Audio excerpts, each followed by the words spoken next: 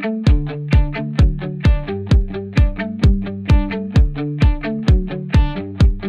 this video, I look at how different size softboxes can create different soft lighting effects. AdoramaTV presents Take and Make Great Photography with Gavin Hoey. Hello, I'm Gavin Hoey and you're watching AdoramaTV, brought to you by Adorama, the camera store that has everything for us photographers. And in this video, we're going to have a look at soft light and how it changes according to, well, which light modifier you use. Now, let me start by defining soft light. Soft light is all about the shadows and how quickly they grade from shadow to highlight. The softer the light, the smoother the blend from shadow to highlight. And that's what we're trying to achieve generally with portraits is soft lighting. Unless you have a specific need for hard lighting, soft is the way to go. Now, to achieve it, you need to modify your flash. And as you can see, there are various modifiers you can use. The bigger the light source relative to the subject, the softer the light becomes. Keep that in mind as we go through the video, and I'm going to try each of these different light modifiers and see how they affect a portrait. Now, to do that, of course, we need a model, so let me go and get one. So today I'm joined in the studio by Brian. Do you want to say hello? Hello. And he's going to be my model for today. And really we're going to start by doing some test shots. And this is a great thing to do if you're fairly new to lighting. Get your lighting, get somebody brave like Brian to stand in front of your camera and take some pictures and see how the size of your light affects the softness. All of these shots are going to be taken with the same flash. This is the Flashpoint Rove Light 600 from Adorama, and I'm going to try and get everything the same, so it's about 1 meter away from Brian, and we're going to try and keep all of the shots with the same distance from the front of the light to Brian, and all of the shots around about f8, just to try and keep everything as close as I can. Now, the first light modifier I'm going to use is just a standard reflector. Now, this shouldn't give soft light, this should give the opposite, hard light, but it gives us a benchmark to work from. Okay, let's take a shot and see how it comes out. Okay, here we go. So looking at that picture, the light is very hard. That means the shadows have a very clear, defined edge, which is exactly what you would expect from a standard reflector. Now, we're trying to get soft light, so increasing the size of the light source relative to the subject is what we need to do. So let's get rid of this small reflector and put something just a little bit bigger on. So for the second shot, I've switched over to one of the glow softboxes. This is one of the parabolic ones, and it's a little bit bigger in size than our reflector, but also it's got a soft front covering as well. So those two things alone should give us softer light. But let's see. Okay, Brian, here we go. So, same shot as before.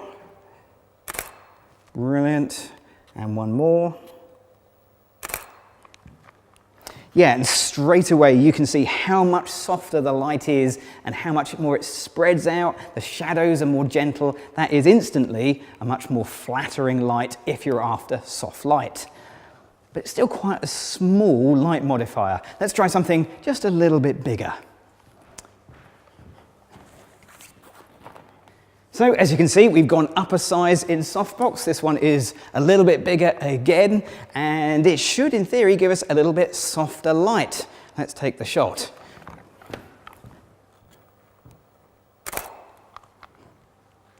Yep, and sure enough, the light is just that extra little bit softer. Not enormously, because we're still doing quite a tight head and shoulders shot, but a difference is definitely there.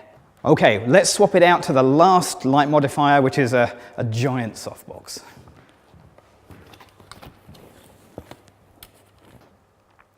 So for the last light in this little setup, I'm using this massive softbox. This is the Westcott 7-foot parabolic umbrella, and I've got the diffusing cover on it as well. This is a huge light source, and in theory, therefore, a soft light source.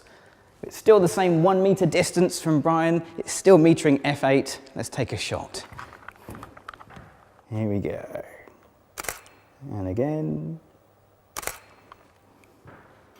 Yeah, much, much softer. Clearly this is an incredibly large light source and it's very close to our subject, so it's not surprising that this is the softest light of all. Now, looking at some of the results, you might be wondering whether you need such a huge light source, because on the head and shoulder shots, some of those smaller softboxes gave pretty good results. So why would you want such a large softbox? Well, let me take another shot and I'll show you why.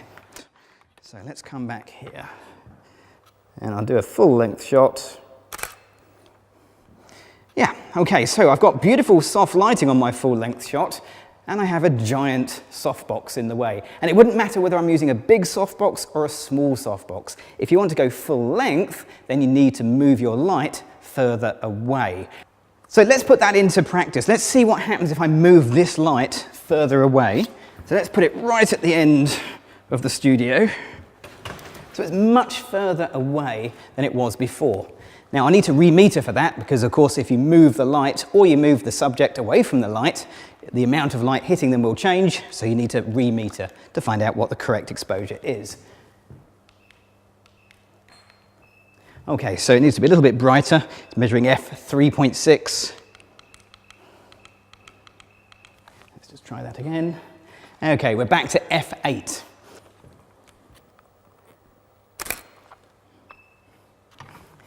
So even though the light is now much further back, the softness on Brian is still there, because relative to the size of Brian, that light source is still quite big. So that's the advantage of a giant softbox, is you can push it way back out of your shot, which means you don't see it if you want to do a full length shot. Okay, Brian, are you ready to do a shoot? Okay, here we go. Yeah, let's give that a flick and a... Okay, are you ready on 3? You ready? 1, 2, 3. Oh, that's pretty good. I love that. Can we go again? 1, 2, 3. Oh, yeah.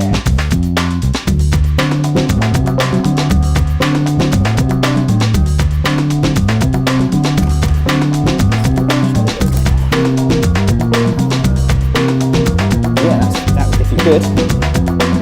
Are you ready? 1, 2, 3. Yeah, I got it, yeah.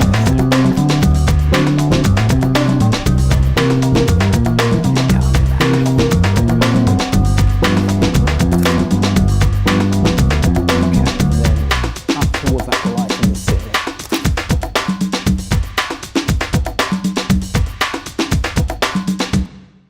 So there we go, we've got a whole range of different shots there. All we need to do now is to get my favourite shot into Photoshop and do a little bit of editing, and we're going to do that right now. Don't forget to check out Adorama's latest contest and your chance to win amazing prizes. It really is amazing what you can do with just one light. And if you've got access to a range of light modifiers, you can change and shape and adjust the light in all sorts of ways. Now, the modifier I loved on this shoot was that giant 7-foot parabolic umbrella from Westcott. It gave some fantastic soft lighting. Have a look. So you can see this soft lighting in action by looking at the shadows, particularly around the back of the chair here. Notice how the shadow very quickly blurs and disappears. That's soft lighting in action. Now I can make things even slightly softer by adjusting the contrast, because with soft lighting you're thinking contrast, and if I pull it down slightly, then that adds to that soft lighting feel. Thing is, I do like a bit of contrast in my pictures, so I'm going to come down to clarity and I'm going to increase the clarity. Now that will put some contrast back into the picture, but only on the mid-tones, so it'll pick up details on the material and the textures here, rather than changing the whole contrast. I also like to play around with my colours a little bit too, so I'll just pull down the vibrance and pull up the saturation, again just to lower the general colour scheme but make sure it doesn't go too monochromatic. So that gives me the look I'm after, but one of the downsides of softboxes is sometimes the light can spread over a large area and lose a little bit of control. Now, if you catch my next video, I'll show you how to add back control by using a grid on your softbox, so you can do the fix in camera. I'm going to fix things in Photoshop on this image. So to do it, I'm going to use some of the local adjustment tools. Now these are the ones along the top here where we have the radial filter, the graduated filter and the adjustment brush. Now I've got access to the radial filter here in Photoshop CC 2014, so I'll start there And I'm just going to decrease the exposure, maybe 1.5-ish, 2 stops, something like that. I'm just going to drag out a little oval shape, and we'll bring that down. And you can see that that just adds a little bit more drama to the lighting. Now I can change the exposure if I need to and tweak things. I've set this so it works on the outside only.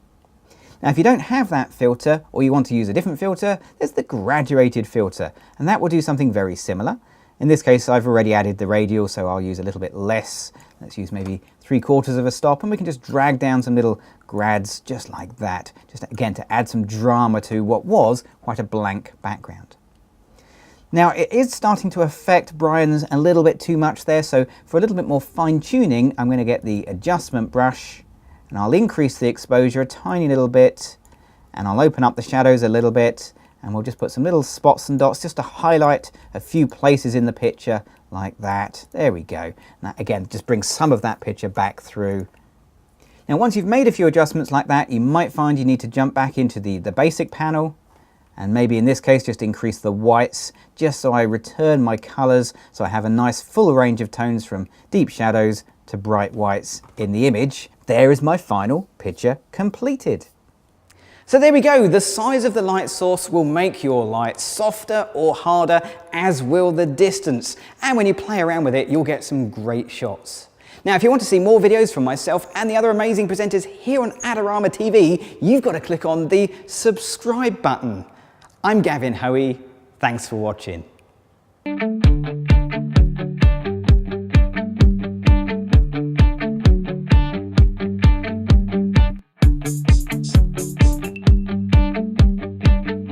Do you want great looking prints at low cost? Be sure to visit our easy to use online printing service.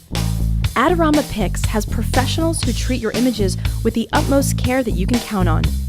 For a quick turnaround on photos, cards, or albums, use AdoramaPix.com.